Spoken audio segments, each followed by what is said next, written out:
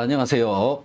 유튜브에서 만나는 전문의 심영기 박사님 모셨습니다. 연세 S 의원 원장님으로 계시고요. 오늘 보기 싫은 혈관 없애기에 대해서 공부를 해보도록 하겠습니다. 원장님 오늘도 잘 좀 부탁드립니다. 네, 안녕하십니까.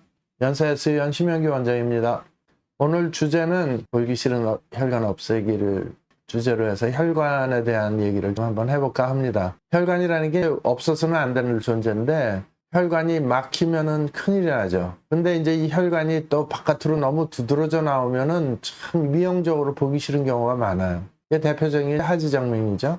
다리에 울퉁불퉁 튀어나오고 지렁이 같이 튀어나오고 막 이렇잖아요. 그러면은 할머니들이 손주가 이렇게 보면서 할머니 이거 뭐예요? 튀어나온 게 지렁이 같아요. 그러면 막 징그럽다 그래갖고 제가 사실은 성형외과 전문인데 하지정맥류를 한국에서 제일 처음 했잖아요. 30년 전에 했는데 그게 이제 미용도 하면서 질병도 고치겠다 해갖고 이렇게 시작이 된 거예요. 그래서 근데 어떤 분이 와서 원장님 저 이 혈관이 너무 드러나 보여갖고 파충류 같다고 놀림을 많이 받아 그런 말씀을 하세요. 양력을 간단히 소개시켜드리면 워낙 제가 성형외과 전문이고요.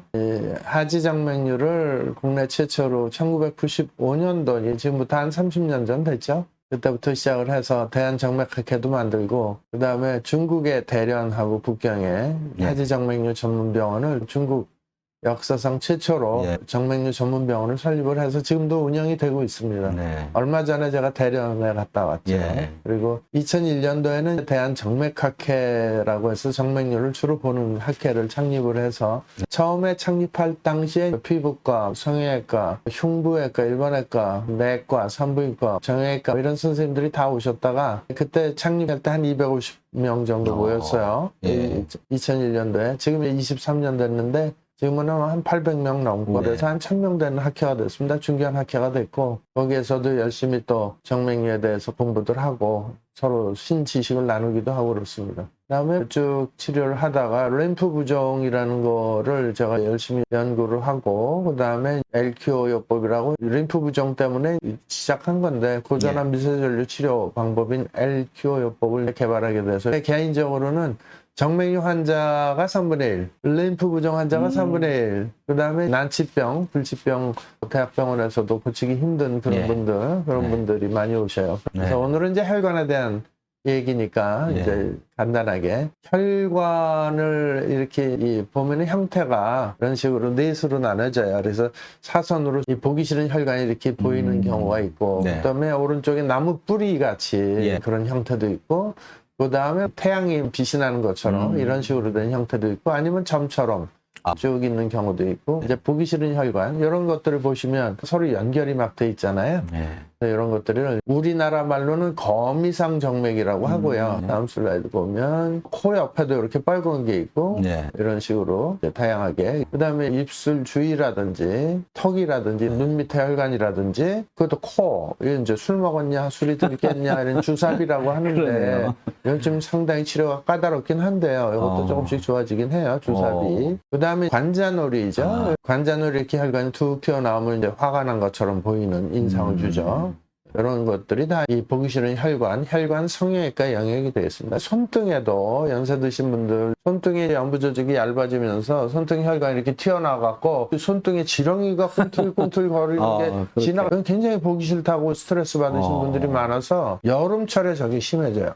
그래서 아마 이 손등 정맥은 제가 30년 전부터 제가 한국에선 제일 처음으로 시술하지 않았나 이런 생각이 들고 지금도 이 손등 정맥을 하는 선생님들은 많지는 않다. 주로 다리만 보는 선생님들은 잘 못해요.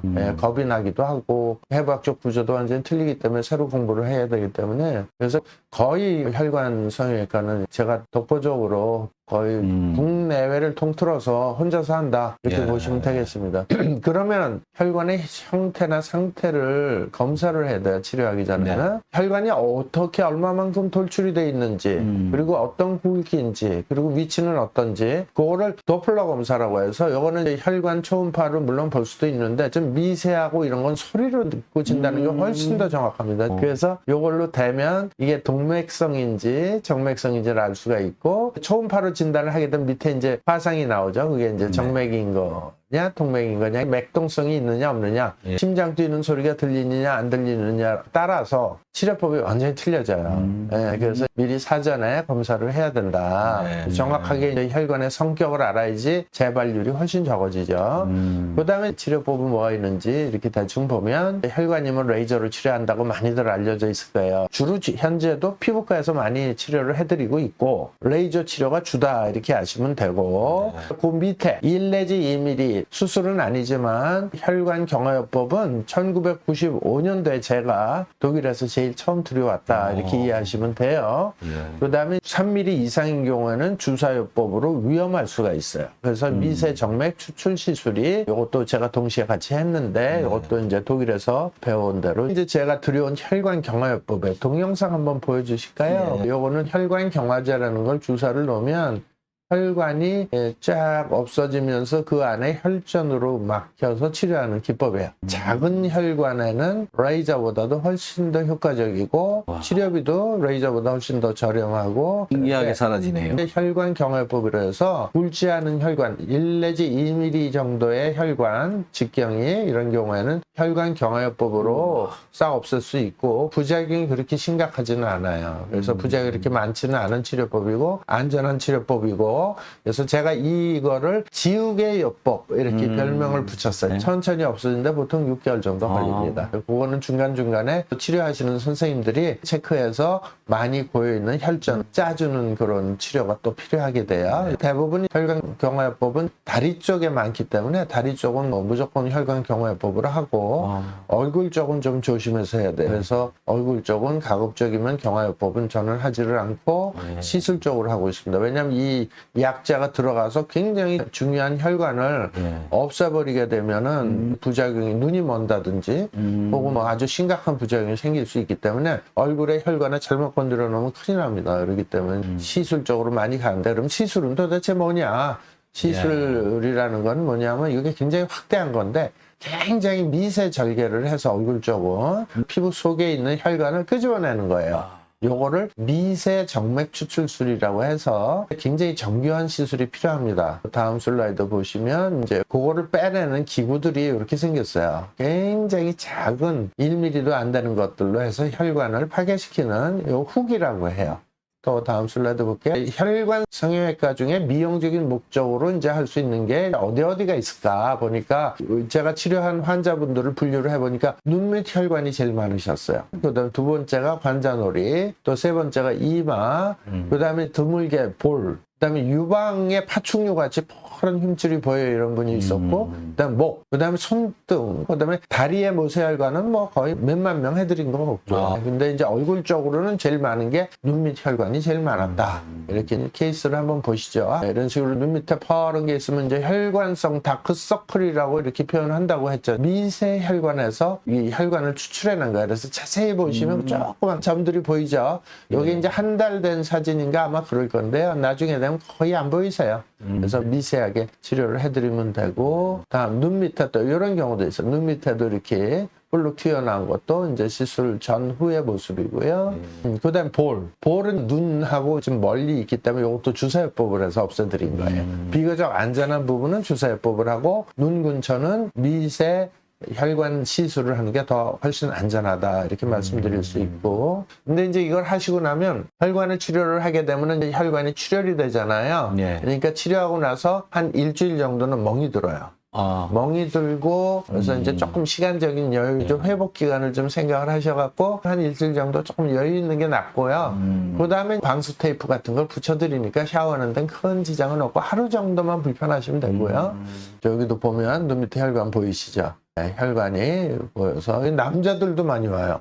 여자들만 오는 게 아니에요. 남자들도 오고, 이 친구는 내가 보기에 18살인가 그랬는데 친구들이 엄청 놀려대갖고 이거를 치료하는 데를 몰라서 여지껏 전전긍긍했는데 원장님 그 인터넷 보고 혈관 성형으로 찾고 얼굴 힘줄로 찾고 얼굴 혈관으로 찾았다를 이렇게 인터넷으로 했더니 나와서 시술 받으러 왔습니다 그러더라고요. 네, 그런 경우도 있고, 다음 요거는 혈관정인데요. 이렇게 된 거는 피부과에서 주로 레이저로 하면 되는데 이렇게 튀어나온 거 있잖아요. 이렇게 튀어나온 혈관정은 속에 뿌리가 굉장히 깊어요. 그래서 이거는 반복 치료로 혈관 경화 주사요법으로 제가 해드린 경우가 되겠습니다. 네. 이런 경우는 레이저로 백날 해도 좋아지질 않아요. 속의 심부 조직까지 다 치료하려면 레이저의 특징은 뭐냐면 피부 표면에 있는 것만 고치는 거지 속의 심부 조직은 절대 고칠 수가 없어요. 그렇기 때문에 이런 경우는 제가 이 경화요법으로 치료를 주로 많이 하고 있습니다. 수술을 해도 완벽하지 않기 때문에 이 혈관수를 계속해서 지속적으로 나누어 갖고 일주일에 한 번 혹은 2주일에 한 번씩 지속적으로 조금씩 치료를 해드리면 한 1년이나 2년 후에는 많이 적어지는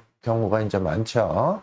다음서 목혈관, 목은 가리기 힘들어요. 이건 화장으로 가려지는 게 아니에요. 피부가 굉장히 얇으신 분이었는데 제가 일일이 요거를 다 치료를 해서 말끔하게 혈관이 없어지는 모습을 보여주는 거예요. 이런 경우도 이제, 우와, 더 심한데. 이제 이분 케이스는 제주도에 사시는 분인데요. 한 번도 해수욕을 가본 적이 없다는 거예요. 너무 창피해서. 근데 지금은 마음 놓고 비키니를 입고 수영을 하신다고 그러더라고요. 이거는 하지정맥류 치료한 거고요. 처음 모습이고. 보기 싫은 혈관도 없애는 효과가 있어요. 정맥류 치료를 하면. 이런 경우는 실손보험도 되고 의료보험도 되니까 또 큰 부담은 없으시죠. 근데 얼굴 혈관이나 이런 데는 보험이 안 돼요. 미용 목적이라. 그래서 혈관성형외과는 큰 부작용은 없지만 흉터, 부종, 심한 경우는 피부가 이렇게 썩는 피부 개사가 생길 수 있기 때문에 굉장히 조심을 해서 해야 된다. 이렇게 말씀드릴 수 있고 특별한 합병증은 없는데 이게 쉬운 게 아니라 중간에 체크도 열심히 하셔야 되고 중간중간에 초음파를 볼 수 있는 기술이 좀 있는 선생님이 하셔야 되고 그렇다는 거고요. 혈관성형외과 영역이 여러 가지가 있을 수는 있는데 주로 하는 선생님들이 많지가 않고 그렇지만 인터넷이나 이런 데 정보를 잘 찾아보시고 경험 많은 병원에서 치료받길 권해드리겠습니다. 이렇게 하면서 맺은 말을 하고 싶습니다. 보기 싫은 혈관 없애는 게 생각보다 간단치는 않지만 그래도 잘 치료를 하면 비교적 만족스러운 결과를 가지고 이 미용적인 부분을 해결할 수 있습니다. 이렇게 말씀드릴 수 있어요. 네. 네, 감사합니다. 고맙습니다. 오늘 굉장히 많은 공부가 되었습니다.